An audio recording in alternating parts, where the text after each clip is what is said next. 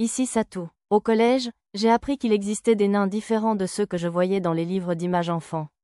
Je me souviens avoir été surpris de lire que les naines portaient la barbe.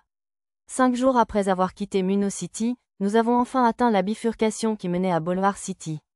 Non seulement notre groupe était nombreux, mais la région montagneuse à la frontière du territoire était assez difficile à traverser, ce qui a pris plus de temps que prévu. Des monstres nous ont attaqués à plusieurs reprises au cours de notre voyage, mais les soldats et les chevaliers qui nous précédaient les ont à chaque fois chassés, si bien que nous n'avons jamais eu à nous battre seuls. Eh bien, nous y voilà. J'espère que nous nous reverrons dans l'ancienne capitale. En effet, si vous allez dans l'ancienne capitale, n'hésitez pas à visiter le temple de Tenion. Au carrefour, nous avons dit au revoir à Miss Sarah et à ses compagnons, ou plutôt, nous avons échangé la promesse de nous revoir. Est-ce ça, Sir Pendragon? Êtes-vous certain qu'il est impossible que vous m'accompagniez à l'ancienne capitale? Dame Karina me regarda comme un chaton abandonné. Comme d'habitude, elle semblait trop gênée pour m'appeler par mon prénom. Je suis désolée, Dame Karina. J'ai le devoir de remettre la lettre de Mademoiselle Nina à Boulevard City. Je comptais sur mon poker face pour ne pas ternir mon expression tandis que je m'excusais. Je ne pouvais pas lui dire que j'étais trop excitée de voir des nains pour l'accompagner. Vous semblez très proche de Sir Pendragon, Dame Karina. Mademoiselle Sarah était peut-être prêtresse, mais elle n'en restait pas moins une fille. De toute évidence, cela signifiait qu'elle avait un penchant pour le romantisme, car elle nous observait avec un sourire amusé. C'était un malentendu, bien sûr, mais je n'avais pas le cœur à. Je n'ai aucun lien de ce genre avec cette personne, je vous le fais savoir. Oh, le nier avec autant de ferveur est plutôt insultant, n'est-ce pas? Le sourire de Mademoiselle Sarah s'accentua face au déni désespéré de Mademoiselle Karina. Bon, je suppose que je devrais l'aider. Dame Sarah, Dame Karina est d'une grande naïveté, alors, s'il vous plaît, ne la taquinez plus. Je suppose que vous avez raison. Mademoiselle Sarah accepta ma suggestion sans difficulté et revint au sujet initial. Nous vous attendrons quelques jours dans la cité fluviale de Gourorian, alors si votre affaire est brève, Sir Pendragon, peut-être nous y reverrons-nous. Alors, je vais devoir mettre nos chevaux à contribution et mener cela à bien.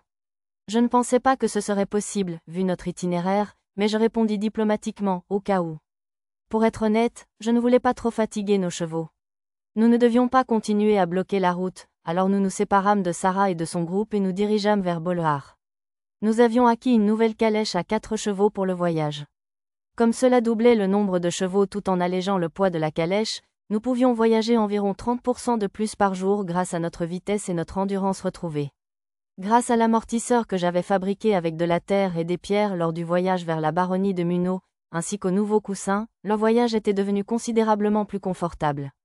De plus, j'avais installé un mécanisme pour transformer rapidement les sièges en lit. 2 chevaux supplémentaires nous accompagnaient en permanence, généralement montés par Lisa et Nana, en armure. Ceux-ci étaient destinés à repousser les voleurs. J'avais repéré plusieurs bandits lors de mon exploration du duché d'Ougoche avec un deltaplane artisanal avant notre départ. Il nous fallait donc prendre les précautions nécessaires. Il serait facile de les vaincre, mais gérer la suite était bien plus complexe que de simplement vaincre des monstres, alors je voulais éviter cela autant que possible. J'ouvris la portière reliant la calèche à la place du cocher et m'adressai à Lulu. Lulu, laisse-moi te remplacer. Ça ne va pas, maître. Tu es noble maintenant, alors tu dois laisser la diligence à tes serviteurs. C'était vrai, je voyais encore les soldats du groupe de Mademoiselle Sarah derrière nous. Je ne pensais pas que ce serait si grave s'ils me voyaient conduire, mais Lulu semblait s'amuser. J'abandonnais pour l'instant. D'accord, mais puis-je m'asseoir à côté de toi, au moins? Oui, bien sûr. Lulu se décala, puis tapota le siège à côté d'elle d'un geste adorable. Je la remerciai en m'asseyant et en regardant autour de moi. De nouvelles feuilles vertes commençaient à bourgeonner tout autour, annonçant les premiers signes du printemps au duché d'Ougoche. Dans ce monde, la magie rituelle pouvait influencer le changement des saisons grâce au cœur des cités, je doutais donc que les idées reçues japonaises s'appliquent ici. Malgré tout en permettant de conduire une calèche sans mourir de froid était le bienvenu à mes yeux. Tiens, espèce de séducteur. Arisa est arrivée, s'accrochant à moi et faisant une blague pince sans rire. Naturellement, elle choisit de se faufiler entre Lulu et moi. Arisa, tu es un monstre aux yeux verts parfois. Lulu sourit et tapota les cheveux de l'autre fille. Puis, Tama et Pochi se frappèrent à l'intérieur, écrasant Arisa. Tiens, flirter? C'est interdit, monsieur. Elles semblaient toutes les deux ravies d'être à nouveau seules. Interdit. Mia, qui avait commencé à monter le cheval de Nana avec elle depuis un moment, gonfla les joues et me donna un léger coup de bâton. Maître, regardez devant vous, je vous suggère. Nana pointa le doigt vers l'avant, attirant mon attention sur le chemin devant nous.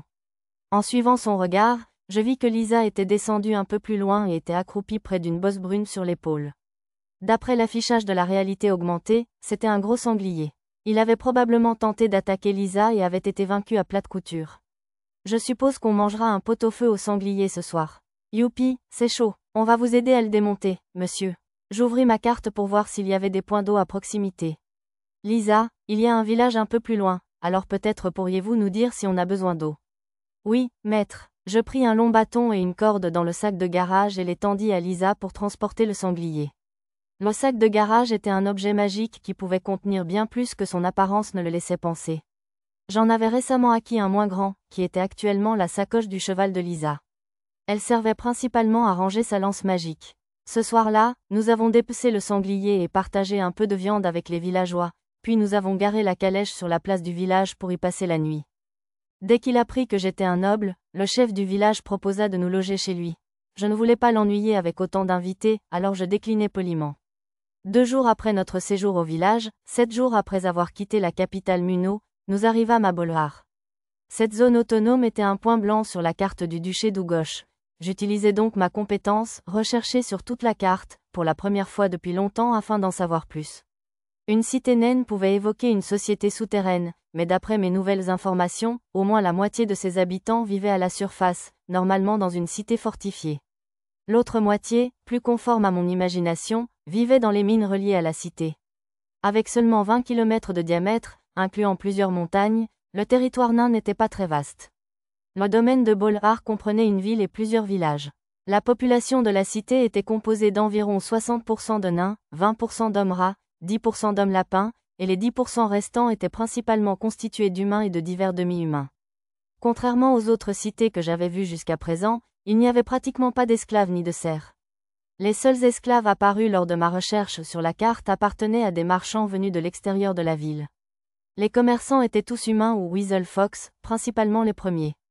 Outre les nains, les seuls hommes fées étaient une poignée de gnomes et de spriggans. Il n'y avait aucun elfe. Peut-être le vieux cliché fantastique de l'inimitié entre elfes et nains était-il vrai? Distraitement, j'ai filtré ma recherche sur la carte. En cherchant par niveau, j'ai trouvé un peu plus de 10 personnes ayant atteint au moins le niveau 40. C'étaient tous des nains. Le plus haut niveau était un nain âgé appelé Doal, de niveau 51. La moyenne des nains était d'environ 7. Ces personnes étaient donc probablement des exceptions.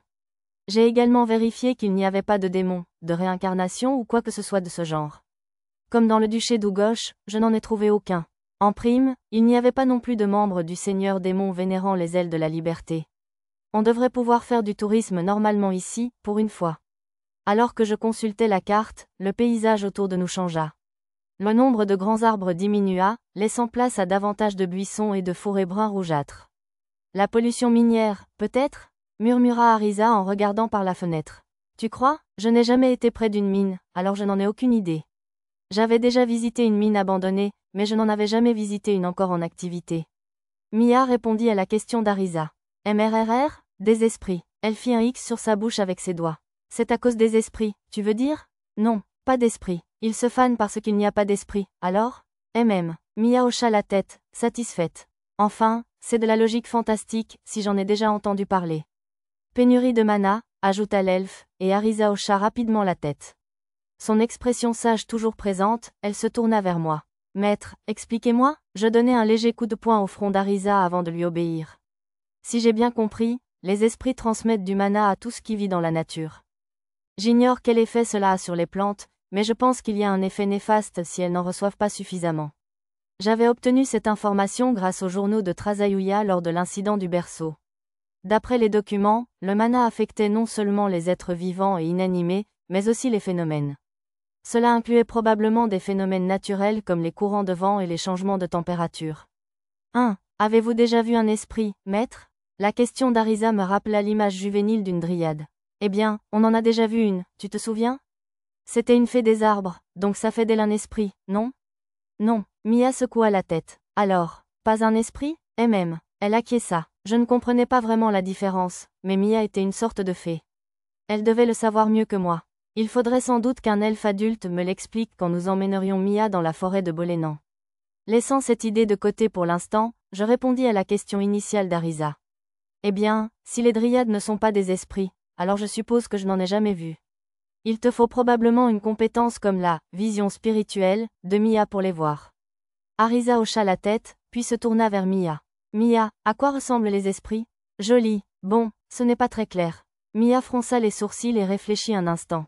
Des perles brillantes, douces, sympas. Ces phrases habituelles, en un ou deux mots, ne suffisaient pas cette fois, alors elle articula une explication plus longue pour une fois. J'aimerais bien en voir une de mes propres yeux, alors. Moi aussi, murmura Arisa avec envie, et j'acquiesçai d'un signe de tête. J'aimerais bien rencontrer une ondine gracieuse ou une sylphide à l'esprit libre, un jour. De préférence une femme mûre et sexy. Tu baves, maître. Sans réfléchir, j'ai machinalement porté une main à mon visage au mot d'Arisa, ce qui l'a fait s'exclamer, je le savais. Et s'accrocher à moi pour m'empêcher de tromper. Mia a fait de même. Cheater, Chita, monsieur. Tama et Pochi somnolaient jusqu'à ce que le vacarme les réveille. Elles se mirent alors à imiter Arisa et Mia, d'abord enlacées, puis en grimpant sur moi. Je tapotais la tête des jeunes filles pour tenter vaguement de les rassurer. Tout ce bruit poussa Lulu à passer la tête par la porte de la loge du cocher. On dirait que vous vous entendez tous à merveille, remarqua-t-elle en riant. Maître, il y a beaucoup de fumée devant. Juste à ce moment-là, Lisa, qui avait rapproché son cheval de la calèche, me fit son rapport avec une certaine anxiété. La carte ne m'indiquait rien d'anormal à Boulevard City. Ne vous inquiétez pas, ce ne sont que des fumées de fonte. C'est vrai, je m'excuse de vous déranger. Je rassurai Lisa de ne pas s'inquiéter, remis les enfants à leur place et me dirigeai vers la loge du cocher. Au bout d'un moment, les arbres s'éclaircirent et nous entrâmes dans un désert de pierres et de terre nue. Au-delà, je distinguais une cité fortifiée qui semblait creusée dans une montagne grise, crachant une fumée blanche par une série de cheminées. Des ruisseaux brumeux similaires jaillissaient de plusieurs ouvertures à flanc de montagne. Bien que nous soyons arrivés dans l'après-midi, une longue file d'attente attendait aux portes de Boulevard City. Nous arrêtâmes notre calèche à l'arrière et attendîmes notre tour. On dirait qu'il y a une vingtaine de charrettes devant nous. On risque d'attendre un bon moment. On dirait bien. Arisa m'enjamba dans la place du cocher pour jauger la file. En y regardant de plus près, je remarquai que beaucoup de charrettes avaient le même auvent. Nous avions dû arriver juste après un groupe de marchands. Sentant quelqu'un derrière moi, je me retournai et vis Pochi et Tama qui fixaient Arisa avec envie. N'ayant plus rien à faire, je les laissai monter sur mes épaules, l'une après l'autre. Peu après, j'ai senti quelqu'un me tirer par la manche. Mia attendait aussi son tour. Au suivant, contrairement à Tama et Pochi, Mia portait une jupe, alors je l'ai soulevée par la taille. C'est pas juste, elle devait aussi vouloir monter sur mes épaules. C'est juste à cause de ta jupe. Si tu étais en short, je te mettrais aussi sur mes épaules. Mia a gonflé les joues et est montée dans la calèche juste pour se changer, alors j'ai tenu parole et je l'ai portée sur mon dos. Tama, Pochi, restez à l'arrière de la calèche et surveillez les voleurs.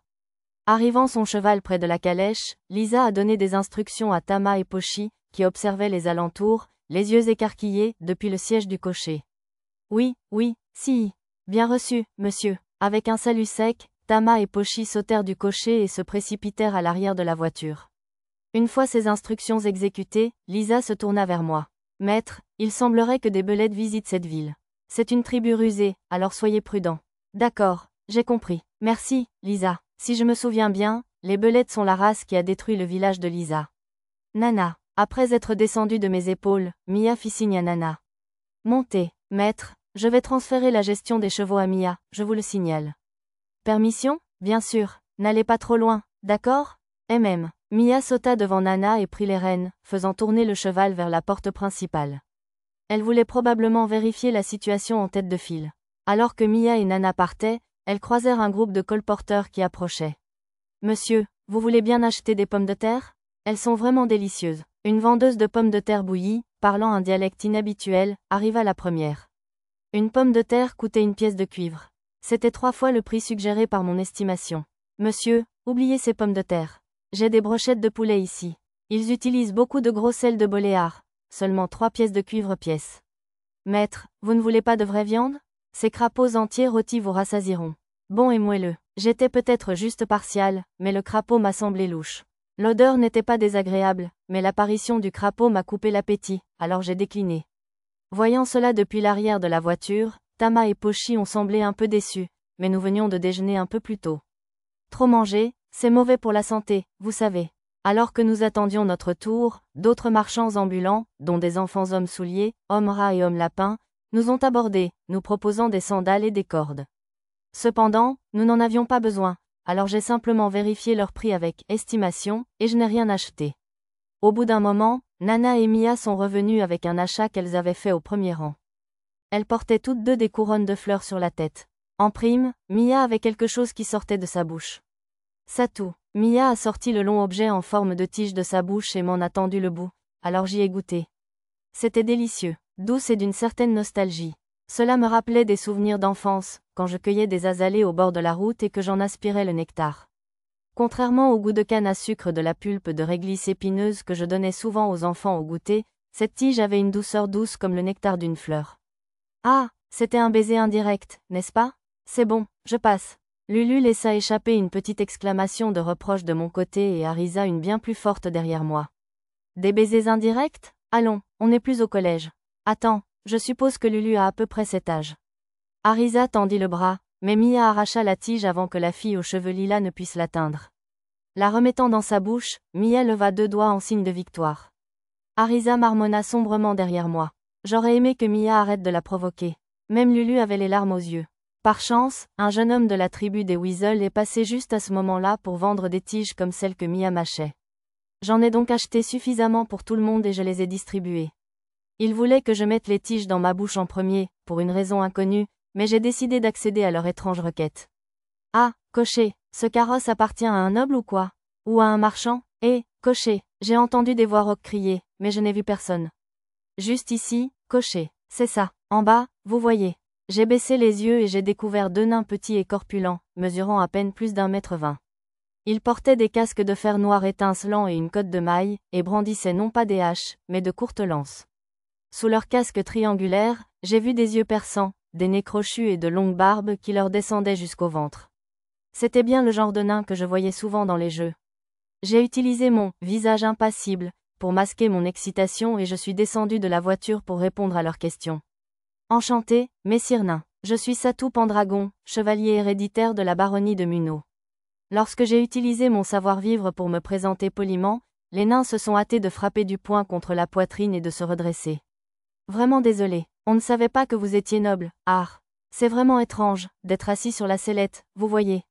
J'ai trouvé leur façon de parler plutôt étrange, mais je suis resté poli et j'ai demandé.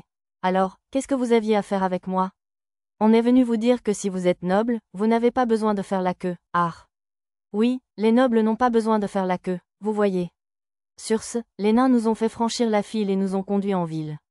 Il se trouve que les nobles bénéficiaient d'un traitement de faveur dans n'importe quelle ville, pas seulement à Bolhar. Cela incluait même le titre le plus bas de chevalier héréditaire, comme moi. Même à l'intérieur, on ne vérifia que mon identité, sans même examiner mes compagnons. On jeta un rapide coup d'œil à l'intérieur du carrosse, ni fouille ni taxe d'entrée. Il me semblait qu'un noble sournois n'aurait aucun mal à passer en contrebande. Enchanté de vous rencontrer, Sire Pendragon. J'ai reçu la lettre du vicomte Lotel. Cette brave dame se porte-t-elle bien? Oui, elle gouverne avec beaucoup d'enthousiasme. Et n'hésitez pas à m'appeler Satou, si vous le souhaitez. J'étais à l'hôtel de ville pour discuter avec le maire, Monsieur Dorial.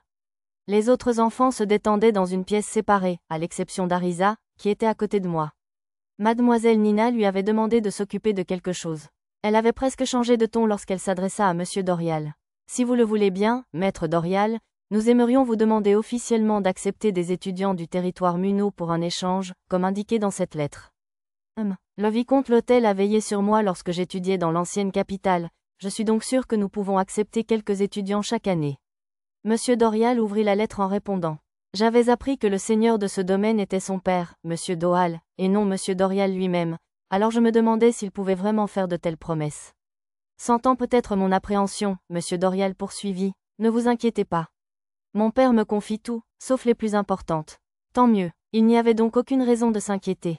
Personnellement, la possibilité d'une fuite d'informations me semblait importante, mais peut-être leur position était-elle du genre, si vous voulez voler notre technologie, allez-y, essayez. La lettre indique que vous pourriez être intéressé par la forge et autres activités similaires, Monsieur Satou. Souhaitez-vous visiter les ateliers publics et les installations de raffinage? Oui, s'il vous plaît. Waouh, quelle aubaine! Au fond de moi, j'ai comblé Mademoiselle Nina de gratitude. Il faudrait que je lui écrive une lettre de remerciement plus tard. C'est le plus grand haut fourneau de la ville. Devant moi se trouvait un bâtiment d'une hauteur sous plafond d'une 20aine de mètres. Les seules personnes présentes étaient Monsieur Dorial, une naine qui lui servait de secrétaire, et moi. La naine, nommée Jojori, était la fille de Monsieur Dorial. Au lieu des mignonnes petites filles qui représentent souvent les naines dans les jeux récents, elle n'était en réalité qu'une version imberbe d'un nain.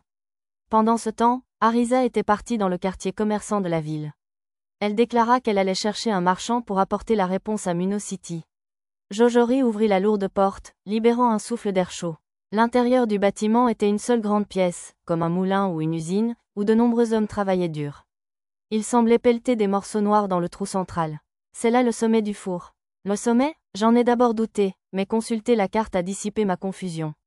Le corps principal du haut fourneau se trouvait au sous-sol de ce bâtiment, et les morceaux noirs que les hommes y jetaient semblaient être du combustible et du minerai de fer. Utilise-t-il du charbon? Le combustible est transmuté à partir de noyaux de monstres et de charbon pour créer ce qu'on appelle le charbon monstre raffiné. Il a un pouvoir calorifique supérieur à celui du charbon ordinaire, et utiliser des noyaux de monstres comme combustible est plus économique que d'utiliser un four magique. Tout en écoutant les explications de Jojori, j'ai fouillé dans les documents de Trasayuya et trouvé la recette de ce combustible spécial. Il était peut-être plus répandu que je ne le pensais. Il fait trop chaud ici. Allons expliquer ailleurs. Monsieur Dorial nous a incités à nous diriger vers une zone d'observation, où la chaleur était un peu plus douce. D'après Monsieur Dorial, un sort d'isolation la protégeait. De là, je pouvais visualiser pleinement le haut fourneau.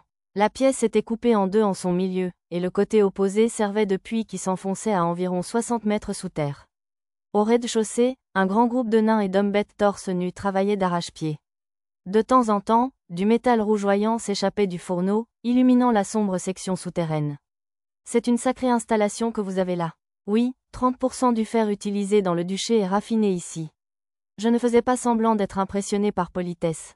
La technologie était différente, bien sûr, mais cette installation était comparable aux forges que j'avais vues dans mon ancien monde. La fumée est purifiée lorsqu'elle passe par ce tuyau. L'intérieur du tuyau est tapissé d'un catalyseur transmuté à partir de pierres d'eau et de pierres de vent, qui nettoie la suie de la fumée sans nécessiter de puissance magique supplémentaire. Je vois, cela permet probablement de maintenir une charge plus faible que l'utilisation d'objets magiques ou de magie pour la purifier. J'ai ensuite visité un four rotatif et un laminoir. Ce dernier utilisait un immense four magique qui était une sorte d'outil magique, d'après ce que j'ai pu constater. Ce four nécessitait de la magie pour fonctionner, comme en témoignaient les hommes titubants en robe, tels des sorciers sur le point d'épuiser leur magie. Cela semble être une tâche assez difficile. En effet, normalement, nous aurions plus de main-d'œuvre sur le chantier, mais les gnomes sont en visite chez eux, nous manquons donc de personnel. En acquiesçant d'un signe de tête aux explications de Jojori, j'ai eu de la peine pour les hommes qui faisaient des heures supplémentaires à cause du manque de personnel. Entendant des pas lourds, je me suis retourné et j'ai découvert un groupe de petits géants d'environ 3 mètres de haut portant des barres de fer et d'acier fini. D'après les informations de l'écran de réalité augmentée, il s'agissait d'un clan différent des petits géants que nous avions rencontrés au village de l'Arbre-Montagne. J'ai pu faire une visite assez complète, mais ils ne m'avaient pas encore montré les installations liées au mithril dans les cavernes souterraines. C'était probablement une zone hautement confidentielle de Boulwar City. Incapable de résister à ma curiosité, j'ai décidé d'interroger Monsieur Dorial à ce sujet, juste pour le plaisir. Les installations de mithril sont-elles souterraines, alors? Je suis surpris que vous le sachiez. Le vicomte Lotel vous l'a peut-être dit? Non, c'était juste une intuition. De plus, j'ai entendu dire que les produits en mithril de cette ville sont les meilleurs au monde, alors j'aurais vraiment aimé y aller moi-même si possible. Vraiment, j'aimerais bien, mais il me faudrait la permission de mon père. Monsieur Dorial croisa ses bras courts et fronça les sourcils. Incapable de voir son père s'inquiéter plus longtemps, Jojori prit la parole. Père, pourquoi ne pas simplement parler à grand-père? Même lui n'aurait sûrement jamais ordonné à un parfait inconnu de forger une épée ou quelque chose du genre. Jojori, s'il te plaît, ne hisse pas de drapeau comme ça. HMPH, voyons voir comment tu forges une épée. Ensuite, on parlera. Jojori, je lui jetai un coup d'œil, mais elle évita rapidement mon regard. Après nous être faufilés dans un étroit tunnel souterrain de quelques mètres de haut, nous atteignîmes le lieu de travail de l'ancien Doal. Au fond de la salle, des nains de haut niveau forgeaient des épées. Ils étaient tous très habiles. Chaque épée était 2 fois plus puissante, tranchante, durable et autres paramètres que toutes celles que l'on trouvait dans la rue. Et après lui avoir été présenté, il fit la demande dont Jojori avait plaisanté. Je sentis son regard posé sur la cloche silencieuse de Bolénan attachée à ma ceinture, mais il n'en dit rien. Je supposais que ce trésor elfique ne l'avait eu aucun effet. Père, Sir Satou est une connaissance du vicomte Lotel. Nous avons certainement une dette de gratitude envers Nina, mais cela n'a rien à voir avec cela. Voir quelqu'un forger une épée en dit long sur son caractère. Zajul, apporte un lingot de mithril chauffé. Bien sûr, maître. Monsieur Dorial tenta d'intervenir en ma faveur, mais l'ancien Doal n'entendit rien. Le nain musclé à la barbe grise Zajul prépara un lingot et les outils nécessaires pour moi. Eh bien, j'avais vu quelqu'un travailler sur une épée chez un forgeron de Muno City, alors je comprenais peut-être suffisamment le processus pour tenter ma chance. Ma compétence « forge » était de toute façon au maximum, donc ça irait probablement. J'ai saisi le lingot incandescent avec des pinces de forgeron et je l'ai placé sur l'enclume. Puis, me stabilisant, je l'ai frappé avec le maillet. Une petite étincelle a jailli dans l'air, et un cliquetis métallique strident a résonné dans la pièce. Quelque chose clochait à cet instant. Sentant peut-être mon hésitation, l'ancien Doal m'a pris l'outil et a frappé le lingot de la même manière. Après un seul coup, il a appelé Zajul et l'a frappé à la tête avec ses phalanges. Ça fait combien de décennies que tu travailles le mithril, imbécile? Je l'ai dit et redit. Fondre du métal en lingot est la base de la forge. Bien sûr, maître, je ne comprenais pas bien ce qui se passait, mais il devait y avoir un problème avec le lingot que Zajul m'avait préparé. Était-ce pour ça que j'avais eu l'impression que quelque chose clochait? D'accord, on va au four à mithril. Viens avec moi, mon jeune. Bien sûr, j'imagine que l'ancien Doal allait m'y emmener lui-même. Je n'ai pas fini par forger une épée, mais j'ai dû passer. Monsieur Dorial et Jojori me suivaient. Zajul était déjà parti en avant, sans doute pour faire des préparatifs. Je ne savais pas à quoi m'attendre du four, mais j'avais hâte d'y être. Comparé au haut fourneau de fer que j'avais vu dehors, celui du mithril était beaucoup plus petit. Il ne faisait probablement qu'un tiers de sa taille. Contrairement au premier, il semblait fonctionner uniquement grâce à la magie, si bien que seul du minerai de mithril était introduit dans le trou au sommet. Le four, qui n'était pas utilisé pour le moment, était fait d'un métal rouge, selon Lara, le minerai écarlate exceptionnellement résistant à la chaleur. Si je me souvenais bien, son nom japonais était Ihirokan, un métal fantastique apparu dans la mythologie japonaise. Cela me rappelait l'époque où j'avais vu des arches de style sanctuaire shintoïste dans le comté de Seiryu ou certaines histoires de héros du passé. Pourquoi y avait-il autant d'esthétique japonaise dans ce monde fantastique? Peut-être était-ce simplement dû à mes talents de traducteur, mais cela me rendait un peu nerveux. Devant le panneau de commande du four, Zajul criait à plusieurs autres nains, frères Zajul. Il ne nous reste que des noyaux de monstres de mauvaise qualité, nous ne pouvons donc pas produire assez de chaleur. Il nous faut des noyaux de meilleure qualité, sinon le four magique ne fonctionnera tout simplement pas, même si on s'y attelle, tu vois. Oh, si les gnomes étaient là, ils pourraient le recharger depuis le terminal d'approvisionnement magique d'urgence. Épuisés, les nains s'effondraient au sol en expliquant la situation à Zajul. Il semblait s'agir d'un problème de qualité du carburant. Ils avaient l'air malheureux maintenant, mais tous les présents étaient de féroces guerriers de plus de niveau 30. Ils possédaient tous la compétence « forge » et une sorte de compétence magique. Bande d'abrutis, la jeunesse de Bolvar ne devrait pas se plaindre comme ça. Zajul était visiblement un homme bâton, pas un homme carotte. Montre-moi tes tripes, on va travailler ensemble pour alimenter le terminal d'approvisionnement. Frère Zajul? D'accord, on y va. Oh, ça marchera vraiment avec nous seuls? On va aussi rassembler tous les salauds en pause, bien sûr. Ils allaient y arriver à force de main-d'œuvre. L'un des ingénieurs jeta un noyau rose dans le four magique et le démarra. Puis, Zajul ouvrant la marche, le groupe de 10 hommes s'empara du terminal d'approvisionnement magique et commença à y injecter de la magie. Le fourneau à minerai cramoisi prit une faible lueur dorée. Cependant, ils ne parvinrent pas à produire la magie assez vite, et la lueur se mit à vaciller. On dirait que vous êtes un peu court. Laissez-moi vous aider. Si vous aidez, père, alors je vous aiderai aussi. Même l'ancien Doal et Monsieur Dorial vinrent mettre la main à la pâte. Monsieur Dorial souriait et retroussait ses manches, impatient de participer à l'action. J'ai assez de PM de toute façon, alors je devrais aussi aider. Sire Doal, cela vous dérangerait-il si je vous aidais aussi? Utilisez simplement un terminal libre. Maître, l'ancien Doal m'a facilement autorisé à aider. À en juger par la façon dont Zajul et les autres nains le regardaient bouche bée, incrédules, il était probablement inhabituel qu'un étranger soit autorisé à toucher l'équipement. Je me suis incliné devant l'ancien Doal et j'ai touché la boule de cristal sur le terminal métallique. Allez, vous tous, respirez en rythme. D'accord. L'ancien Doal et Zajul ont crié alternativement « Hey !» et « Oh !» pour trouver le rythme. J'ai failli perdre la tête en entendant cette phrase emblématique se répéter sans cesse, mais j'ai réussi à garder mon sérieux. Essayant de me concentrer, j'ai injecté plus de puissance magique dans le terminal. Lorsque je sentais de légers changements, je m'adaptais en conséquence. Au début, Je n'y mettais qu'un point à la fois, de peur de casser le four, mais il semblait pouvoir en supporter un peu plus. Au bout d'un moment, j'ai eu la légère impression que le flux magique était bloqué. C'était probablement dû à ma compétence, réglage des outils magiques. Changeant mon titre en réglage, tant qu'à faire, je me suis concentré à nettoyer le chemin magique pour eux. Aïe, j'ai ajouté 5 points de magie pour donner un coup de pouce supplémentaire au courant des nains. Cela a semblé suffire à dégager le flux magique. La lueur fulgurante du minerai écarlate a commencé à se stabiliser.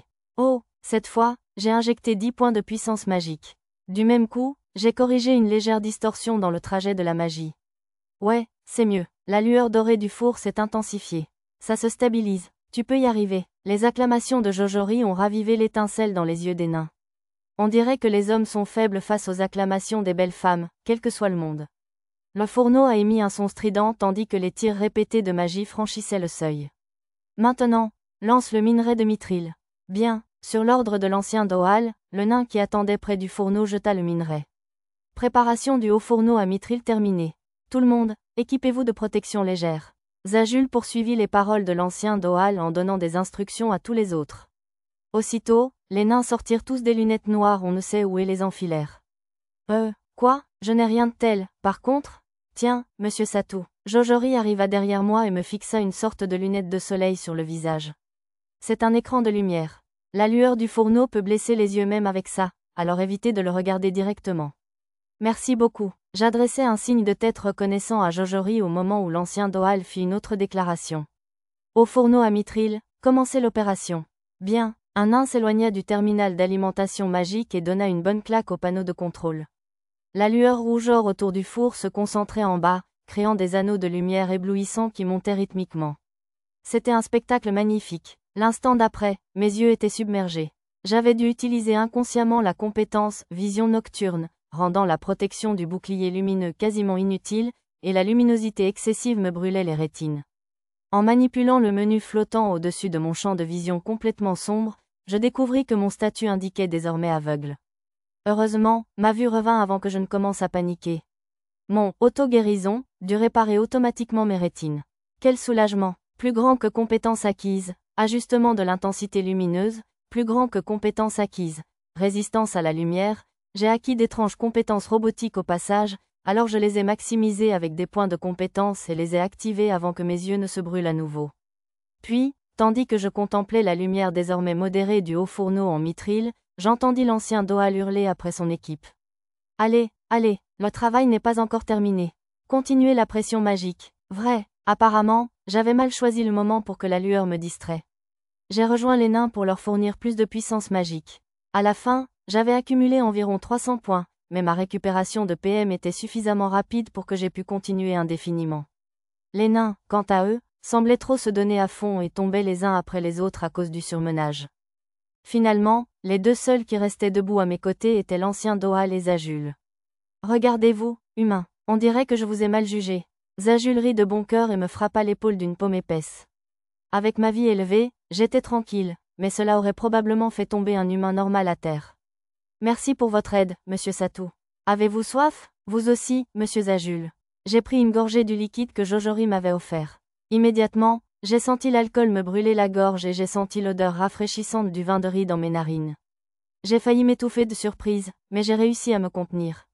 C'est de l'alcool? De l'alcool de riz distillé de la ville, oui. Ça ne vous enivre pas comme les alcools forts, mais c'est bon après une séance de sport. Utilisez de l'alcool distillé très alcoolisé comme substitut à une boisson énergisante. Je suppose que c'est typique des nains. Zajul, oui, maître. Zajul appuya sur un bouton en bas du four, et la porte s'ouvrit, produisant le mithril fraîchement trempé. Au lieu d'un métal fondu comme le fer, il produisit une vingtaine de lingots solides qui semblaient peser environ 4 kilos chacun. Ils avaient même déjà la forme voulue. Il devait y avoir un moule à l'intérieur. Une fois refroidis, les lingots terminés brillèrent d'un éclat argenté avec une légère teinte verte. Entendant des bruits sourds, je me retournai et constatai qu'une porte sur le côté du four s'était ouverte, laissant échapper des grumeaux noirâtres.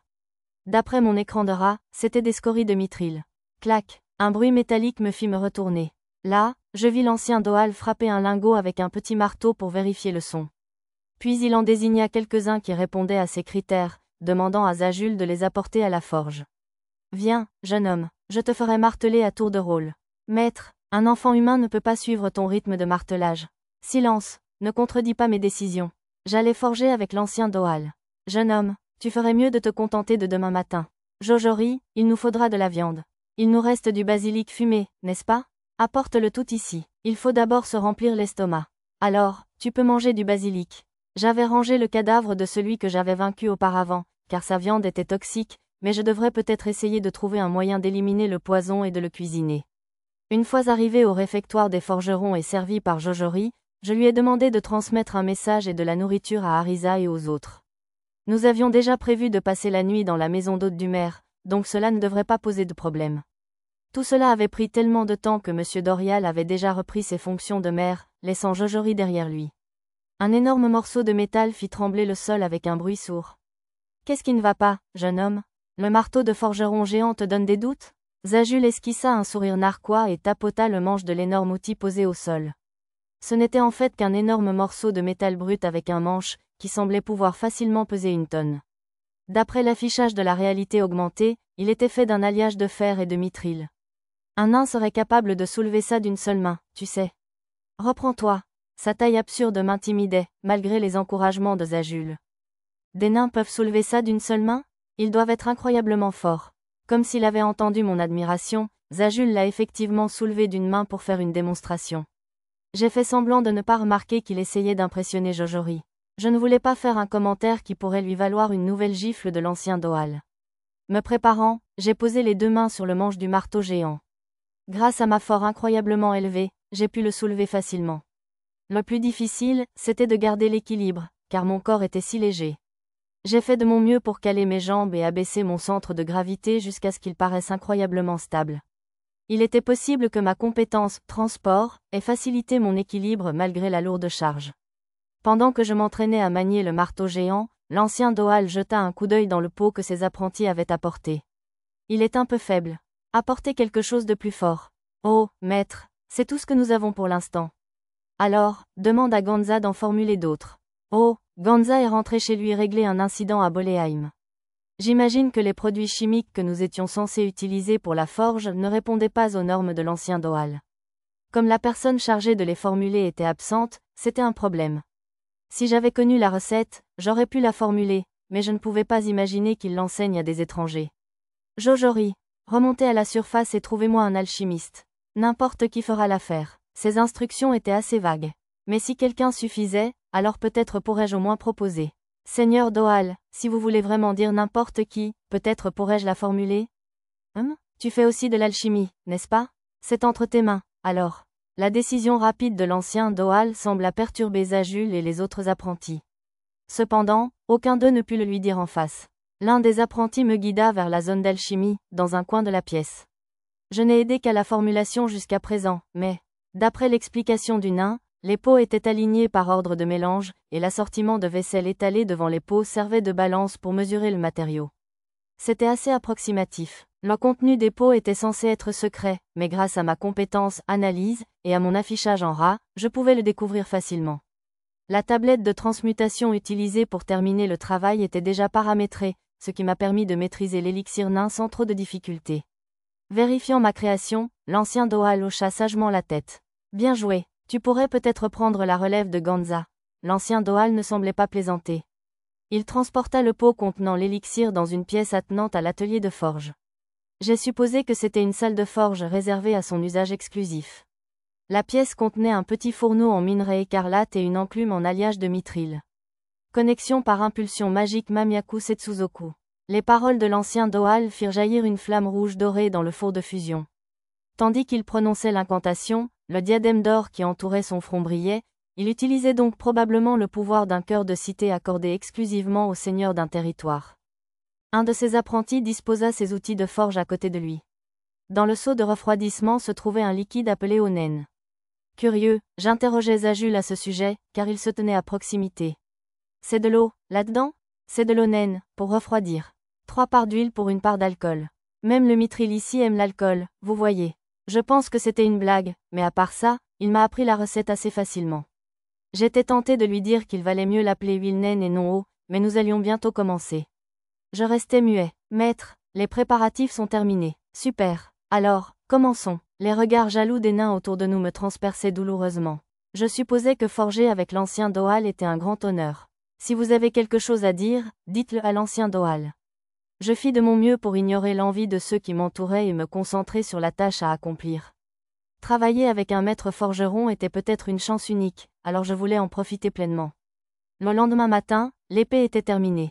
Je l'avais frappée si souvent que j'avais l'impression d'être en transe. En fermant les yeux, je voyais encore les étincelles jaillir derrière mes paupières. L'élixir nain servait à chauffer le mithril dans le four de fusion. Avec de la poudre de noyaux de monstres comme ingrédient, c'était probablement en partie la clé des méthodes uniques de fabrication d'armes des nains. La technique semblait différente du liquide utilisé pour fabriquer les épées magiques. Pour la dernière étape, j'observais le travail précis de l'ancien Doal, uniquement sur les finitions, mais j'en appris beaucoup. Après cela, j'ai eu l'impression de pouvoir fabriquer moi-même une épée célèbre. Je suis impressionné que tu l'aies terminée sans avoir besoin de quelqu'un pour te remplacer. Si tu veux étudier sérieusement, tu es toujours le bienvenu ici. Tu pourrais même me surpasser avec un peu de temps. L'ancien Doal m'a donné une grande tape dans le dos. Ouf, ça lui a fait aussi mal que cette attaque de queue du grand démon de l'enfer dans le labyrinthe de Serious City. S'il n'y prenait pas garde, il pourrait bien tuer quelqu'un avec ça un jour. J'ai encore beaucoup à faire. Va manger sans moi. Sur ce, l'ancien Doal est parti quelque part avec l'épée terminée. Une fois sorti avec Zajul, les autres nains se sont aussitôt rassemblés autour de moi. T'es plutôt doué pour un humain. Zut. T'es sûr que t'es pas un nain sans barbe? Je ne pensais pas que quelqu'un d'autre que Maître Doal pouvait manier ce marteau géant toute la nuit. Oh. Tu es le bienvenu ici quand tu veux, tu m'entends. Je n'ai fait que frapper avec le marteau géant jusqu'au matin, comme l'avait ordonné l'ancien Doal, mais apparemment, j'avais vraiment impressionné les forgerons nains. J'en étais heureux, même si j'aurais pu me passer du commentaire sur mon absence de barbe. Si ce corps était resté le même, il ne me faudrait que 5 ou 6 ans avant de m'en laisser pousser une. Probablement. Secouant un début de complexe d'infériorité, je me suis dirigé vers le réfectoire avec les nains pour prendre mon petit déjeuner. En partant, j'ai remarqué Jojori endormi dans un coin de la pièce, je l'ai donc réveillé et emmené avec moi. Après avoir refait le plein d'énergie avec un petit déjeuner de viande et d'alcool, on m'a appelé dans le hall du sous-sol. C'était l'atrium du 2e étage, et le plafond mesurait environ 4,50 m. Vas-y, frappe, j'ai accepté l'épée en mithril que nous avions fabriquée ensemble pendant la nuit. L'ancien Doal semblait avoir ajouté une décoration sur la poignée, qui servait également de poignée. Maintenant qu'elle était terminée, l'arme prenait la forme d'une épée bâtarde à double tranchant. Elle semblait un peu légère dans ma main. J'estimais qu'elle pesait seulement environ 70% du poids d'une épée de fer standard. Sa légèreté la rendait facile à manier, mais la puissance d'une épée est directement liée à son poids. Je ne pouvais imaginer que ce soit bénéfique. Mais il y a probablement une bonne raison à cela, me suis-je dit en essayant de prendre position. Son équilibre était exquis. Elle était aussi confortable que si elle était le prolongement de ma main. J'ai donné un léger coup. C'était agréable. Ensuite, j'ai essayé un peu plus vite. Une épée moins chère aurait ressenti une certaine résistance à l'air, mais celle-ci était comparable à une épée sacrée à ce niveau-là. Il n'y avait aucune résistance. Oui, c'était une bonne épée. Maintenant, essaie d'y mettre un peu de magie et de la balancer, dit l'ancien Doal d'une voix grave, en me regardant tester notre création. Au lieu d'utiliser la compétence rare, l'âme enchantée, j'ai simplement essayé d'y injecter un peu de magie, comme d'habitude. Pour commencer, j'ai mis une dizaine de points. OHH, elle traversa aussi facilement que la lance de Lisa. Était-ce donc l'œuvre d'un maître forgeron nain? Ou peut-être était-ce la puissance du mithril lui-même? Des stries vert émeraude flottaient à la surface de l'épée telles des ondulations. C'était une caractéristique des armes en mithril de haute qualité. Lorsque j'ajoutais de la puissance, les ondulations commencèrent à produire une lueur rouge. Étrangement, plus j'y mettais de magie, plus elle paraissait lourde. Après les 10 premiers points, je pensais l'imaginer, mais maintenant je pouvais clairement voir une différence. Comme elle ne semblait posséder aucun circuit magique lors de sa forge, cela devait être dû au mithril lui-même. Je ne voulais pas pousser les choses trop loin et le briser, alors j'ai arrêté d'y ajouter de la magie après une 50aine de points. Dans cet état, elle paraissait presque 2 fois plus lourde qu'une épée normale de même taille. Si c'est ainsi que fonctionne le mithril, n'aurait-il pas pu réduire un peu la taille de ce marteau géant? J'ai posé la question plus tard, mais il s'est avéré que fabriquer le marteau en mithril pur et le charger de magie pouvait avoir un effet néfaste sur le mithril travaillé, raison pour laquelle ils avaient utilisé un alliage. En effet, beau travail. Allons-y un petit combat. Sur ce, l'ancien Doal prit une hache de guerre et s'avança. Dès que la hache de guerre entra dans mon champ de vision, ma compétence « détection du danger » réagit. D'après l'affichage de Lara, l'arme était maudite. L'arme préférée de l'ancien était donc maudite, pour une raison inconnue. Commençons. J'ai esquivé le premier coup puissant de l'ancien Doal d'un léger pas en arrière. Après tout, je ne voulais pas bloquer et finir par endommager l'épée que nous venions de fabriquer, mais... Qu'est-ce que tu fais, mon garçon? Tu as une si mauvaise opinion de ma forge que tu t'attends à ce que quelques coups abîment cette épée? Cet acte semblait avoir blessé l'orgueil de l'ancien Doal. Mes excuses. J'arrive, alors. Après un jet de magie sur ma lame, je bloquai le coup violent suivant de l'ancien Doal. Oui, c'est ça, la magie rend le mithril plus fort. Les yeux de l'ancien Doal brillèrent d'enthousiasme. Ne cessez pas de m'en fournir, même en plein combat. Le style de combat de l'ancien Doal était si démesuré que j'avais du mal à le suivre. Si je me concentrais trop sur les attaques de la lame de la hache, il visait ma mâchoire avec le manche. Et dès que j'observais attentivement les deux extrémités de la hache, il fonçait sur moi avec des attaques sauvages, coups de tête et coups de pied frontaux, rendant difficile tout blocage avec une seule épée. Je fis de mon mieux pour esquiver et me défendre, mais il arriva parfois que ces attaques me frôlent. J'étais prompt à esquiver, mais non seulement il utilisait une panoplie d'attaques, mais il me coupait systématiquement toutes les possibilités de fuite comme un maître des échecs. Son expérience du combat réel faisait de lui un adversaire redoutable. Finalement, le match se termina par ma défaite lorsqu'il me mit au pied du mur. Passant sa hache d'armes à Zajul, l'ancien Doal s'approcha de moi. Malgré tous ses mouvements brusques, il n'était même pas essoufflé. Quel vieil homme incroyablement coriace. Il avait passé la nuit à forger une épée, puis s'était entraîné avec moi pendant une bonne demi-heure. Montre-moi l'épée. Une fois la main tendue, il examina la lame, puis la balança à plusieurs reprises pour vérifier quelque chose. Il n'y a pas la moindre entaille ni déformation sur la lame. Tu as un bon bras. Au début, je crus qu'il se vantait, mais il complimentait mon habileté à l'épée. Je ne veux pas être indiscret, mais tu dois être plus vieux que tu n'en as l'air. Tu dois avoir manié l'épée pendant au moins 10 ou 20 ans pour avoir acquis cette habileté. Eh bien, il avait raison, je ne faisais pas mon âge, au moins. J'avais fait de mon mieux pour éviter de révéler mon haut niveau par mes actions, mais il avait vu clair en moi. L'ancien Doal contempla silencieusement l'épée qu'il tenait en main quelques instants. Puis, prenant une décision, il se mit à chanter. Nom ordre Mei, épée féerique Trazayuya. Trazayuya? J'étais si surpris que cela se lisait presque sur mon visage. J'avais la chance d'avoir la compétence, visage impassible. Connaissez-vous monsieur Trazayuya, seigneur Doal? En effet, vous en avez entendu parler aussi, n'est-ce pas? Il y a très longtemps, j'ai servi ce sage. C'est la meilleure épée que j'ai fabriquée de toute ma vie, alors j'ai pensé la nommer en l'honneur du défunt sage. Il travaillait donc pour Trazayuya? Sans verser une larme, l'ancien Doal ferma les yeux dans un profond silence. Puis, les rouvrant, il me tendit l'épée féerique sans un mot. Emporté par l'instant, je l'acceptai instinctivement. Cette épée n'aurait pas pu être fabriquée sans vous. Je suis certain qu'elle vous acceptera également comme propriétaire. Utilisez-la bien, ce serait un grand honneur pour moi de le faire, répondis-je avec révérence, et l'ancien Doal esquissa un large sourire. C'est un beau jour, buvons à sa santé, apportez un tonneau d'alcool. Passant un bras autour de mes épaules, l'ancien Doal rit de bon cœur et m'emmena m'asseoir sur les coussins. Zajul porta un grand tonneau et le déposa devant nous avec un bruit sourd, et les réjouissances commencèrent. Un liquide rougeâtre transparent s'écoula du tonneau dans des coupes argentées. Buvez, merci. L'ayant gardé en bouche un instant, je sentis sa forte teneur en alcool. Malgré cela, il avait bon goût et se buvait facilement. Il me rappelait même le saké vieilli que je buvais à Okinawa il y a bien longtemps. Contrairement à l'alcool distillé que Jojori nous avait servi la veille, ce breuvage me brûlait le ventre. Ah, tu bois bien, mon jeune. Tu es très prometteur, de boire des alcools bruts comme ça à ton âge. Le dernier humain à en avoir bu, c'était ce soi-disant maître épéiste, et il s'est presque étouffé. Les autres nains s'assirent autour de nous et burent à leur tour. Je les enchaînais, tasse après tasse. La boisson était délicieuse, mais je me surpris à grignoter. Grâce à mes stats corporels élevés, je ne m'enivrais pas facilement, et l'ivresse ne dura pas longtemps. Alors, à mon avis, un bon alcool doit toujours aller de pair avec un bon plat. J'étais sûr qu'il n'avait pas entendu mes pensées, mais peu après, un groupe de femmes naines entra dans la pièce avec des assiettes remplies de fromage en tranches et de viande fumée. Bientôt, d'autres encas arrivèrent, comme des noix et du poisson séché salé, parfait pour accompagner une boisson. Pour ne pas être en reste, les autres nains, à l'exception de l'aîné, partirent et revinrent avec une multitude de tonneaux. Il semblait que la moitié contenait de la bière, l'autre davantage d'alcool. Oh, ça a l'air bon. Ne vous gavez pas trop, maintenant. On reviendra bientôt avec un plat du grill. Les naines grondaient les hommes qui sautaient sur les assiettes. Maître, le voilà. En entendant la voix énergique d'Arisa, je me retournai et vis mes enfants entrer dans la salle de banquet. Maîtrère, Vous nous avez manqué, monsieur. Satou. Cela faisait une journée qu'ils ne m'avaient pas vu, et les plus jeunes se précipitèrent aussitôt. Ils devaient se sentir un peu seuls sans moi. Maître, le maire nous a invités au banquet, je vous le signale. Vraiment? Je remercierai le maire Dorial plus tard, alors. Maître, on dirait que vous avez traversé une période difficile.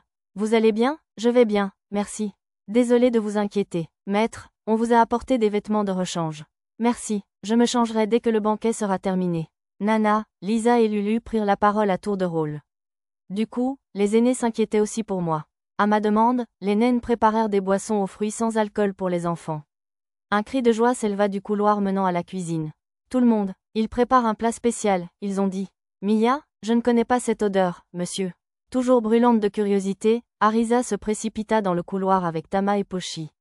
Lisa resta assise à côté de moi, mais elle semblait plutôt agitée. Elle voulait probablement voir la viande aussi. Désolée, Lisa, mais pourriez-vous surveiller les enfants pour moi? Oh bien sûr, je reviendrai. Après m'avoir adressé un rare sourire, Lisa retrouva rapidement son air stoïque et courut s'occuper de la viande, autrement dit, des enfants. Vous pouvez venir aussi, si vous voulez. Je vais peut-être aider à apporter la nourriture, alors. Maître, pour la protection de Lulu, je m'en vais. Lulu et Nana acceptèrent mon offre et allèrent découvrir cette cuisine insolite. Tu ne veux pas venir, Mia? Mia était appuyée contre moi, croquant un bol de noix comme une adorable petite créature des bois. Je me suis dit que les noix seules feraient peut-être défaut, alors j'ai ajouté des fruits secs du stockage. C'était ma nouvelle création à base de cerises sauvages de l'arbre de montagne. Oh, n'es-tu pas l'enfant de la forêt de Bolénan? Remarquant Mia, l'aîné Doal l'appela avec surprise. Cela dit, il n'avait pas le même respect sacré envers les elfes que les fées et les petits géants du village de l'arbre montagne. J'avais entendu dire que tu avais disparu. Tu t'es enfui avec une humaine, c'est ça? Des amants. C'est un mensonge éhonté, et tu le sais. Essaies-tu de ruiner ma réputation? Un sorcier maléfique l'a kidnappée, alors je l'ai secourue. On la ramène dans la forêt. Mia gonfla les joues d'un air boudeur. Elle espérait sans doute que je jouerais le jeu. Bien sûr, le coupable de l'enlèvement de Mia lors de l'incident du berceau était le roi mort-vivant Zen, et non un simple sorcier, mais j'ai omis cette partie pour éviter une longue explication. Le Sénat boléen a bel et bien émis une demande d'information sur sa localisation. Pourriez-vous nous envoyer une lettre? Ce serait excellent, si cela ne vous pose pas trop de problèmes. J'étais manifestement mesquin en supposant que les elfes et les nains seraient en mauvais termes. Ils semblaient s'entendre à merveille. À la demande de l'ancien Doal, le maire Dorial fit envoyer la lettre. Ils auraient dû recevoir un message du gérant elfique du magasin général de Serious City, mais le système postal de ce monde n'était pas aussi fiable que celui du Japon moderne, alors envoyer une copie de la lettre ne pouvait pas faire de mal. J'ai caressé légèrement les cheveux de Mia tout en discutant avec les forgerons nains et autres artisans. Nous avons eu des conversations très intéressantes. Cependant, comme les sujets tournaient principalement autour de la forge, de l'exploitation minière, etc., je passais le plus clair de mon temps à écouter. D'après eux, les magiciens gnomes étaient la principale méthode pour lutter contre les gaz, les effondrements, etc. Mais si aucun mage n'était disponible pour les accompagner, les mineurs utilisaient des parchemins. Les parchemins étaient chers, m'expliqua un mineur, mais leur prix était largement justifié pour sauver des vies. On m'informa également que ces parchemins étaient vendus dans une boutique de magie du district minier nain, et non à la surface. Espérons qu'ils me laisseraient en acheter. J'ai fait de mon mieux pour que les enfants ne boivent pas, mais finalement, je n'ai pas pu empêcher les nains de leur donner de l'alcool pour leur propre plaisir. Ça tout. Ça, tout. Ah, ça tout. Lulu était au moins une ivrogne heureuse, elle riait aux éclats en me flattant. La seule façon de ponctuer la façon chantante dont elle répétait mon nom était d'un petit cœur ou d'une note de musique. Bien que je lui ai retiré la tasse des mains, je l'ai docilement laissé s'accrocher à moi. Au moins, je resterai une pure vierge pour toujours. Je vais finir seule au monde, comme la dernière fois. Pendant ce temps, Arisa était plus déprimante. Je me suis fait une note mentale de faire très attention à ne plus lui donner d'alcool. C'est amusant, tellement amusant. Allez, Satou, on boit encore. Vous êtes trois. C'est gentil, tellement gentil. Mia, d'habitude réticente, a fini par déblatérer en elfique. Elle s'amusait comme une toupie, ce qui était bien, sauf que ses couettes s'agitaient dangereusement. Sa jupe semblait sur le point de se retrousser à ce rythme-là, alors je l'ai attrapée par la taille et je l'ai déposée à mes côtés, en face de Lulu. Waouh, Sachash Master, Shir. La langue de Pochi refusait de coopérer. Nium, Tama glissa sur mes genoux comme un liquide, se roula en boule et s'endormit aussitôt. Voyant cela, Pochi se glissa sur mes genoux à son tour. Arg, allez vous coucher. Maître, mes circuits logiques fonctionnent mal, je vous signale. Cette eau pourrait contenir du poison. Fiston, fiston, zut, même Nana avait bu de l'alcool. Elle bégayait comme un disque rayé, alors je lui ai donné une potion magique contre la gueule de bois et je l'ai allongée pour qu'elle se repose. Lisa, qui buvait sereinement à mes côtés, était maintenant assise et profondément endormie. Contrairement au Japon moderne, ce royaume n'imposait aucune restriction à la consommation d'alcool par les mineurs, mais j'ai décidé sur le champ de ne plus laisser mes enfants boire tant qu'ils seraient mineurs. Indifférent à ma résolution silencieuse, les réjouissances du banquet se poursuivirent tard dans la nuit. Plus grand que Titraki, forgeron d'épées féeriques, Titraki, grand buveur, Titraki, luxuriant, Titraki, ivrogne, Titraki, ami des nains. Le lendemain matin, 4 des plus jeunes filles découvrirent la souffrance d'une gueule de bois. Burk, j'ai la tête, j'ai tellement mal. Niou, ça fait mal, monsieur, Satou, un médicament. Nana allait bien grâce à la potion que je lui avais donnée la veille, et Lisa et Lulu semblaient aller plutôt bien. Lulu s'occupa d'apporter de l'eau à tout le monde. Quand nos regards se croisèrent, elle devint rouge vif et détourna rapidement le regard. Elle était probablement gênée par son comportement à la beuverie. Je ne trouvais pas ça si grave, mais elle était plutôt mignonne, alors je ne dis rien. La gueule de bois des enfants serait probablement guérie si je leur donnais plus du médicament que j'avais donné à Nana, mais je décidai de les laisser tranquilles un moment. Je sors un peu. Je vais chercher les ingrédients pour un remède, alors soyez sages et restez tranquilles, d'accord? Bien, ne tardez pas, on ira bien. Pochi aussi, monsieur. L'alcool, horrible. J'ai fait un signe de la main aux enfants aux yeux larmoyants et j'ai quitté la pièce. Jojori m'emmenait à la boutique de magie dont j'avais entendu parler la veille. Sur sa suggestion, j'ai porté à ma taille l'épée de fée que je venais de recevoir la veille. La ceinture et le fourreau étaient neufs, je les avais fabriqués moi-même à la hâte après la fête. Ils étaient faits de fruits de carapace de fer, le même matériau que l'armure de Lisa et Nana. Ainsi, même s'ils semblaient simples, ils étaient suffisamment résistants pour bloquer une épée en métal. Je me suis dit que je décorerais le fourreau et le renforcerais avec du métal et autres matériaux une autre fois. Bref, cela étant dit, la boutique de magie que je cherchais s'appelait Don et Cannes, et elle se trouvait un peu plus loin, après une immense salle avec un fourneau à mitril. Salut, Jojori, tu es tombée amoureuse d'un humain?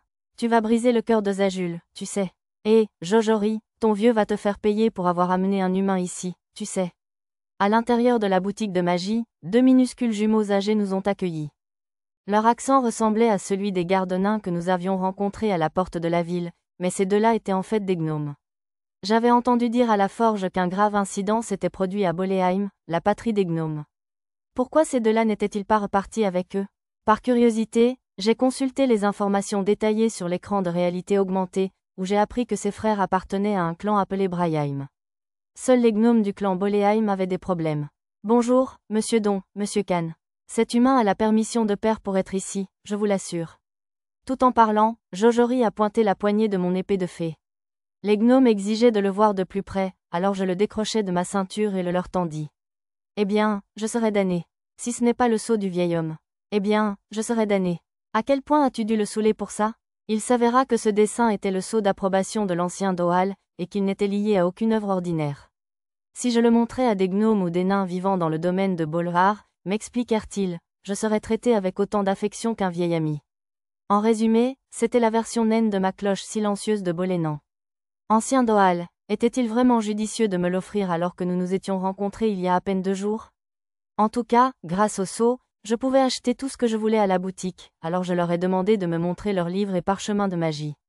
La boutique servait également d'alchimie, mais on ne vendait que des produits finis, pas d'outils ni d'ingrédients.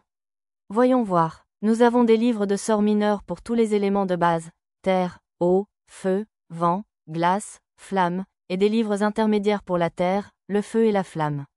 Pour les objets plus rares, nous avons aussi des livres de magie pour la forge et le travail en montagne, vous voyez. Monsieur Don sortit une pile de livres de sorts. Le livre de forge était un recueil de sorts utiles à un forgeron, principalement pour la compétence magie du feu. De même, la magie de montagne servait à creuser et à trouver du minerai dans les mines, en utilisant la magie de la terre. On m'avait aussi prévenu que certains sorts nécessitaient d'autres compétences en magie élémentaire. Avec la permission de Monsieur Don, j'ai parcouru les livres de sorts mineurs. Ils étaient similaires à ceux que j'avais achetés dans une ville humaine, mais certains aspects des champs différaient des versions humaines. J'ai fini par les acheter tous. Payer et ranger les livres fut un jeu d'enfant grâce à mon sac de garage. Ensuite, j'étais vraiment là pour ça, acheter des parchemins magiques. Monsieur Khan était responsable des parchemins et des outils magiques. Oh là là, des parchemins, c'est ça? Ce ne sont que des sorts faibles et chers, tu sais? M'avertit Monsieur Khan en prenant les parchemins sur l'étagère. Il n'y en avait que 6 sortes. Les ingénieurs des mines les emportent avec eux lorsqu'ils font des relevés sans être accompagnés, par sécurité, tu vois. On a le broyeur de roches, qui réduit les roches en poussière. Gel d'eau et argile dure, qu'ils utilisent en cas de fuite d'eau, et le sort de magie de la terre mûre, qui peut renforcer la roche cassante. À part ça, il y a juste purificateur d'air et rideau d'air, qu'ils utilisent en cas de gaz étrange. Bien sûr, j'en ai demandé un de chaque, mais monsieur Khan a émis une objection. Désolé, mon garçon, à moins que tu n'en aies absolument besoin, pourrais-je te demander de ne pas prendre purificateur d'air? C'est mon dernier, tu vois. Je ne veux pas en manquer avant le réapprovisionnement du mois prochain. Dans ce cas, un seul de chacun des 5 autres suffira. J'étais déçu, mais je ne voulais pas que cela dérange les nains. J'ai donc reçu les parchemins suivants, plus grand que parchemin, magie de la terre, mur, parchemin, magie de la terre, écraseur de roche, parchemin, magie de la terre, argile dure, parchemin, magie du vent, rideau d'air, parchemin, magie de la glace, gel de l'eau. Pour les tester, il me faudrait attendre de pouvoir le faire dans un endroit isolé. J'ai terminé mes courses en une demi-heure environ et je suis retourné auprès du reste de mon groupe. Bienvenue, Oumi. Arisa m'a salué faiblement depuis le sol, où elle était affalée, l'air à l'article de la mort. Tama, Pochi et Mia n'ont pas dit un mot. J'ai dû les laisser en plan un peu trop longtemps. J'ai fouillé dans le sac du garage, en ai sorti un médicament contre la gueule de bois et je le leur ai tendu à tous les 4. Je visis. Tout va mieux, maître? Merci, monsieur. Merci. La potion magique fit effet, et en un éclair, ils étaient en pleine forme. On ne devinerait jamais qu'ils étaient allongés là, à grogner, quelques instants plus tôt. Lorsqu'ils commencèrent à se plaindre de la faim, Lulu se dirigea vers la cuisine pour se préparer une soupe légère. Arisa, en particulier, semblait encore plus énergique que d'habitude. Elle essayait probablement d'oublier les paroles de la veille, ivre, alors je décidai d'éviter le sujet autant que possible. Je n'en avais pas eu l'occasion hier, alors j'ai décidé de passer la journée à visiter Boulevard City avec tout le monde. Jojori s'était même porté volontaire pour nous faire visiter les lieux. On avait droit à un traitement VIP. D'abord, sur sa recommandation, nous avons visité un endroit appelé la place centrale. On se tient la main? Moi aussi, je veux te tenir la main, monsieur. Bien sûr, je tenais la main de Tama et Pochi en marchant. On échange nos places plus tard. Ouais, oui, monsieur. On allait donc se relayer main dans la main. Ah bon? Peu après avoir commencé à marcher, j'ai remarqué qu'on nous suivait. D'après la carte, j'ai découvert que les personnes qui nous suivaient étaient des nains, plus précisément des agents de sécurité de Boulevard City. Quand j'ai vérifié auprès de Jojori, elle m'a confirmé que le maire Dorial nous avait réservé une escorte. On avait vraiment droit à un traitement VIP, alors. Toutes sortes de gens s'étaient rassemblés autour de la fontaine de la place centrale, danseurs d'épée, aiguiseurs de lames, vendeurs d'armes et d'armures, et bien d'autres. Au lieu de chariots comme à Serious City, les vendeurs avaient étalé leurs marchandises sur des draps au sol. La plupart étaient en ferronnerie, probablement l'un des produits phares de la ville. En regardant autour de moi, j'ai entendu une dispute entre un nain et un jeune homme. Sérieux? Comment une ville naine peut-elle ne pas avoir d'épée en mithril à vendre? Soyez raisonnable, monsieur Noble. Les seuls forgerons capables de travailler un matériau aussi précieux que le mithril sont l'ancien Doal et ses apprentis. Alors, je peux en obtenir une si je parle à ce Doal? Contrairement au nain à l'air indifférent, la voix du jeune homme montait rapidement de désespoir. Peut-être, mais contrairement aux épées d'ici, une épée en mithril vous coûterait au moins 100 pièces d'or, hein? Pardon? Cette épée de fer ne valait qu'une seule pièce d'or. Comment peut-elle être tellement plus chère? Une épée qui ne vaut qu'une seule pièce d'or doit être une pièce de moindre valeur.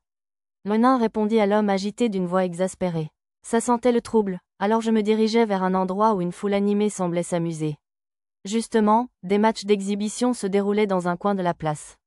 Avons-nous des adversaires courageux? Si quelqu'un peut me battre, je lui donnerai cette épée mante, taillée dans l'une des lames d'une mante soldate.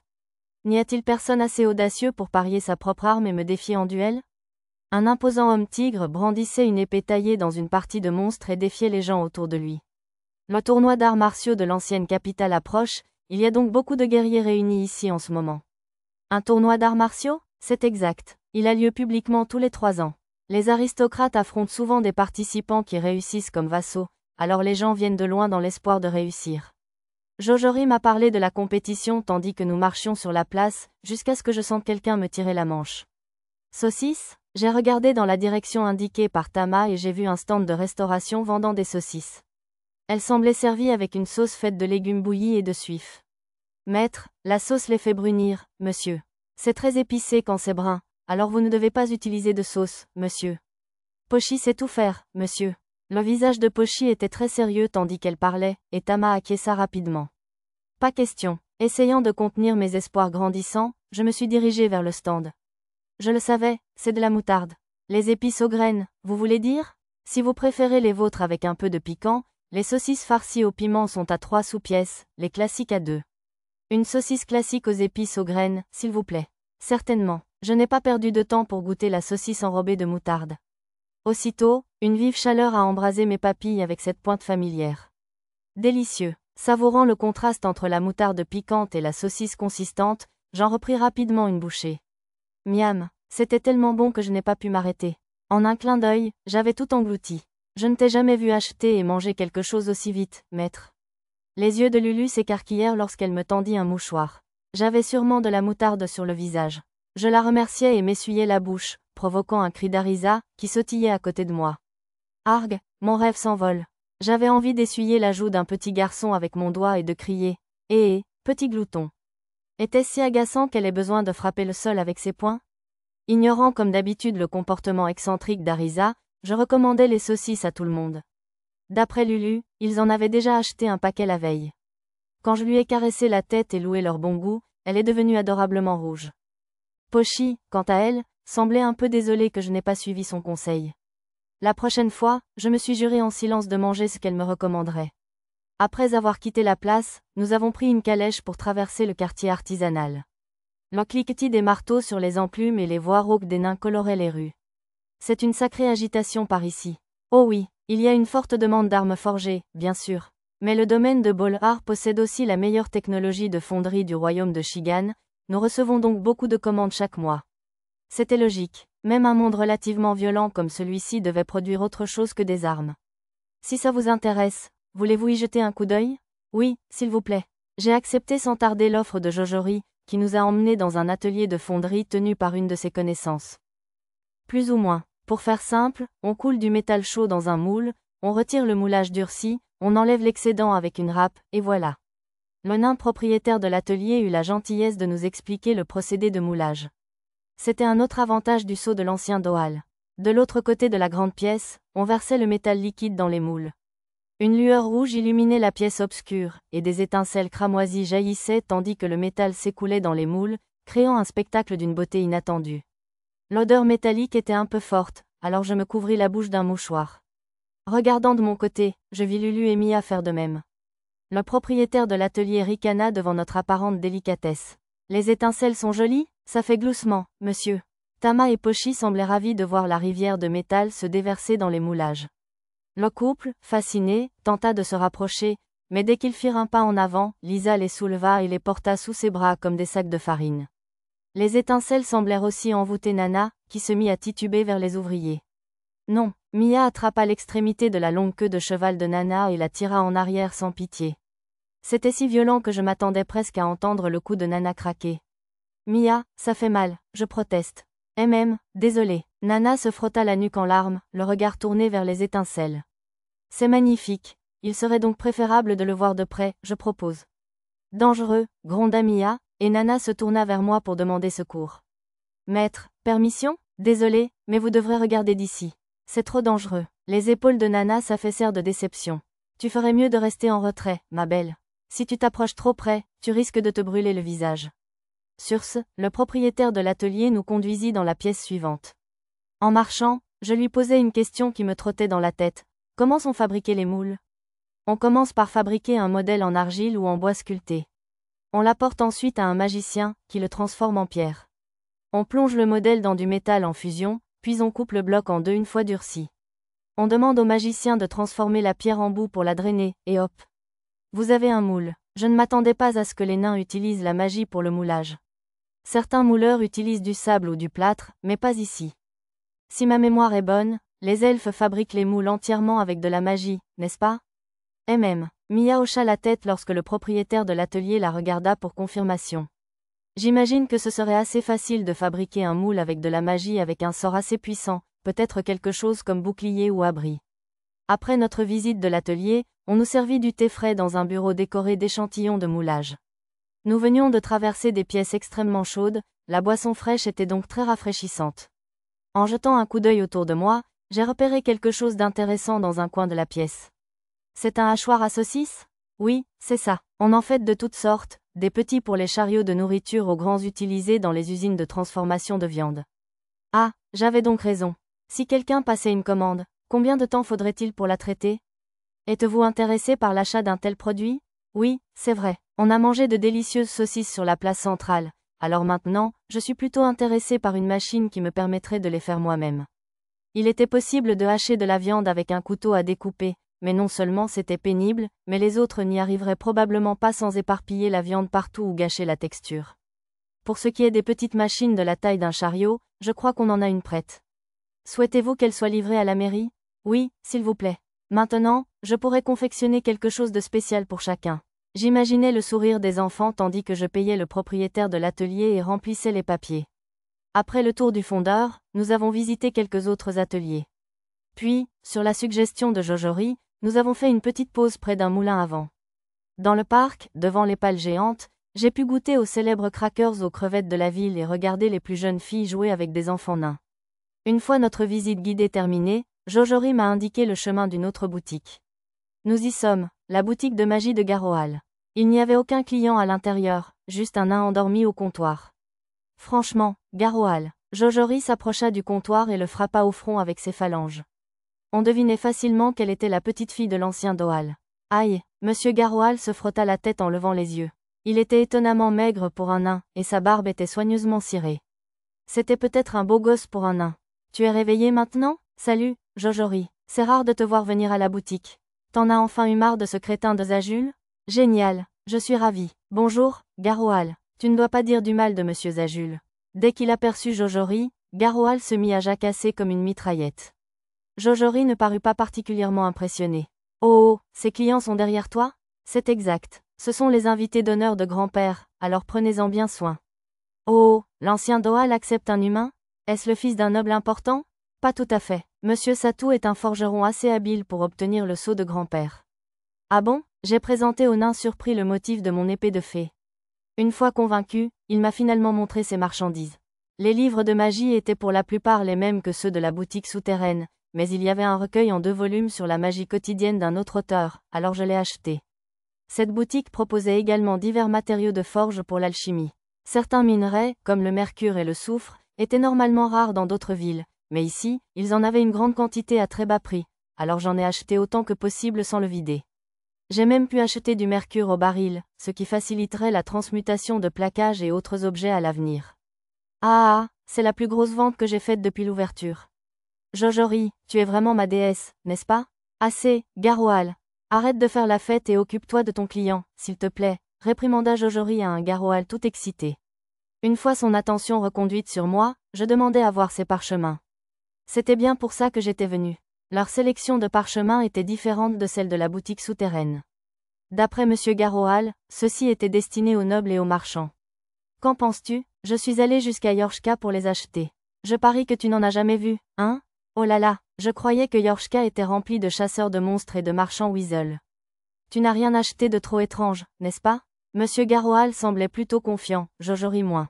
Yorshka était une ville au sud-est de ce territoire, une étape importante sur la route qui menait à un groupe de petits pays au-delà de la chaîne de montagnes orientales.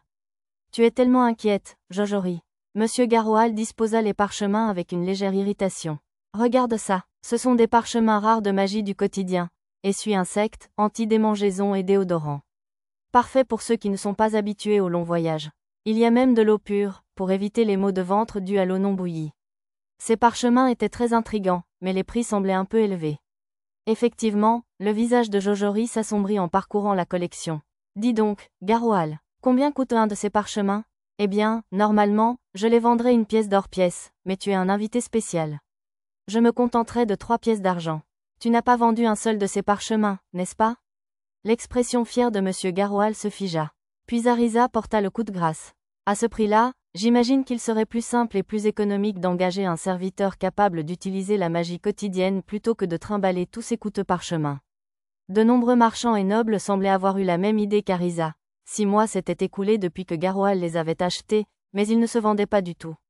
Eh bien, nous avons aussi Sonar pour trouver les loups et Clôture pour empêcher les voleurs de s'échapper. L'essence aiguisée d'un homme bête ne serait-il pas bien supérieur? Monsieur Garroal tenta de reprendre son argumentaire, mais Arisa refusa. Alors, que dirais-tu de Signal? Tu peux l'utiliser pour envoyer des messages à tes compagnons dans des endroits reculés. L'autre personne n'a-t-elle pas besoin du parchemin de Signal aussi pour le recevoir? Oui, dans ce cas, autant utiliser des signaux de fumée. Arisa, passionné de magie, s'empressa de souligner le problème du sort Signal, et Mia le confirma. Quand Jojori ajouta son analyse pragmatique, Monsieur Garroal parut prêt à pleurer. La fondation de Nana incluait Signal, ce qui serait au moins utile pour recevoir les messages d'urgence de Nana. Désespéré, Garroal sortit le parchemin suivant, un sort de magie de lumière appelé condensation. Celui-ci est incroyable. Il séchera votre linge même par temps nuageux, et vous pourrez lire des livres dans le noir. J'ai Garroal. D'accord, je croyais que c'était le sort de lumière quand je l'ai acheté. Jojori semblait inquiète face à l'état de désespoir croissant de Monsieur Garroal tandis qu'il poursuivait son argumentaire. Je me sentais mal pour lui à ce stade, alors je décidai de lui donner un coup de main. Je pourrais probablement en tirer un bon prix maintenant de toute façon. Monsieur Garroal, je collectionne les parchemins rares, alors j'aimerais acheter tous les parchemins ici. Vraiment? Oh! À mes mots, les larmes montèrent aux yeux de Garroal. Tu lui feras une remise, bien sûr, n'est-ce pas? Bien sûr que oui, Jojori. En fait, je te les vends au prix que je les ai payés. Sans aucune marge. J'espérais une petite remise, bien sûr, mais je ne m'attendais pas à ce qu'ils baissent jusqu'au prix coûtant. Je sais, si tu collectionnes les parchemins, j'en ai d'autres rares pour toi aussi. Je vais les chercher tout de suite. Jugeant qu'il pourrait me les vendre, Monsieur Garroal disparut au fond. Peu après, il revint couvert de poussière avec une autre brassée de parchemins. Qu'en penses-tu? Ils sont vraiment très rares. C'est vrai, je n'en avais jamais vu auparavant. Le premier était un sort de magie de la terre, polir. Il semblait utile à première vue, mais il me semblait qu'une râpe ou une lime ordinaire serait plus facile à utiliser et à peaufiner. Le second était un parchemin de magie du feu, forgé. Il s'agissait manifestement d'un sort permettant de fondre du métal en lingots. On aurait dit un sort utilisé par les nains, mais il s'avéra qu'il fallait lancer la version parchemin 10 fois ou plus pour fondre du cuivre. On peut l'utiliser comme magie d'attaque. Si on l'utilisait comme attaque, on se blesserait aussi. Il existe plein d'autres sorts plus économiques en PM, comme tir de feu. Pire encore, sa portée était si faible qu'elle pouvait même brûler celui qui utilisait le parchemin défectueux. En gros, mieux valait utiliser un fourneau classique. De plus, il n'y avait pas grand intérêt à se lancer dans la forge sur le pouce, la demande pour un produit de ce type était donc quasi nulle. Le troisième parchemin s'appelait moule magique. Ce sort faisait apparaître un cube transparent dans les airs, où l'utilisateur pouvait le façonner à sa guise, puis le retourner pour créer un moule. Celui-ci a vraiment l'air utile. Oui, on ne pourrait pas le vendre pour fabriquer des prototypes, par exemple? Eh bien, encore une fois, même si celui-ci semblait utile aux forgerons, il présentait un inconvénient majeur. Intermédiaire. Ah oui, c'est un sort intermédiaire, non? Mia marmonna un mot, et Arisa acquiesça aussitôt. Autrement dit, il consommerait bien plus de PM qu'un sort inférieur. En plus, on m'a dit que l'argile était plus facile à utiliser. On pouvait néanmoins l'utiliser pour fabriquer des moules à partir de prototypes en argile, mais il y avait d'autres problèmes, comme l'avoua Monsieur Garroal. Sa durabilité était terriblement faible. Si on y versait du métal en fusion, le moule se briserait sous l'effet de la chaleur avant que le métal ne durcisse. Vous pouvez l'utiliser avec de la cire, au moins. N'ayant rien à répondre à la défense hésitante de Garroal, Jojori se contenta de lui tapoter l'épaule pour le réconforter. Le dernier parchemin était un sort de magie pratique, cube. Pourquoi as-tu un parchemin aussi bizarre? Incapable d'imaginer une utilité à ce sort, Arisa fronça les sourcils. C'était un sort du genre bouclier et planche flottante, qui pouvait produire des cubes transparents dans les airs, de la taille de son utilisateur. Il semblait principalement utilisé pour bloquer les ennemis qui chargeaient ou pour fabriquer des bureaux et des chaises temporaires. Il ne durait pas longtemps et disparaissait dès que l'utilisateur s'en éloignait. Au lieu d'être figé dans les airs, il se déplacerait si on lui appliquait suffisamment de poids. Je pourrais donc créer des escaliers invisibles dans les airs, etc. Ce sort serait-il vraiment utile? Le niveau le plus bas du cube ne fait que ça, vous savez. Arisa dessina un carré d'environ 10 cm de circonférence dans les airs avec son doigt. Et il ne pouvait supporter qu'un poids de 500 grammes, expliqua-t-elle. Les parchemins ne pouvaient produire que le niveau le plus bas d'un sort, je comprenais donc pourquoi celui-ci était encore un raté. Je pensais acheter 2 parchemins de moule magique, mais l'un d'eux s'est avéré être celui-ci. Garoal, marmonna M. Garoal avec autodérision, et Jojori le regarda avec sympathie. Eh bien, c'est vraiment une étrange collection de parchemins que vous avez là.